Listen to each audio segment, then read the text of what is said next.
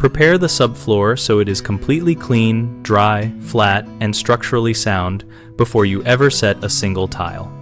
Start by removing old flooring, adhesive residue, and construction debris, then dry the area with fans and a moisture meter so you can confirm the subfloor moisture content is appropriate for tile installation. Inspect the joists and subfloor for movement by walking over the floor while a partner watches for visible deflection. Any bounce indicates the need for sistering or adding blocking between joists to stiffen the structure. Measure flatness with a straight edge at 10-foot intervals and mark any high or low spots, sand or plain high areas, and fill low areas with a cementitious floor patch that is rated for tile use, following the manufacturer cure time.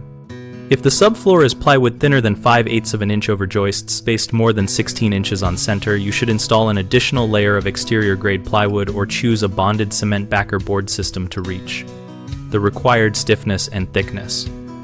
Where moisture is a concern, such as over a slab or in a bathroom with poor ventilation, install an appropriate vapor barrier or waterproof membrane on the slab, and choose an uncoupling membrane or cement backer board with a waterproof membrane on top to protect the tile assembly. Fasten cement board with the correct screws at the specified spacing, tape and thinset the joints with alkali-resistant mesh tape, and use a latex or polymer modified thinset mortar rated for your tile type to bond the tile to the prepared surface. Common mistakes include relying on the existing floor without testing for moisture, which leads to adhesive failure and tile pop-outs. Prevent this by using a moisture meter and applying a vapor control membrane when readings are elevated. Skipping structural stiffening or using undersized plywood creates deflection and causes tile or grout to crack. Fix this by adding a second layer of plywood or installing reinforcement between joists before installing tile.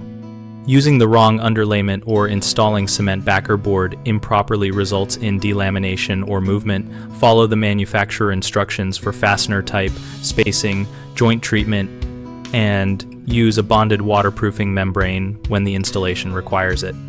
BigHomeProjects.com connects homeowners with local contractors for projects like bathroom tile and subfloor prep and helps contractors find new leads in their area.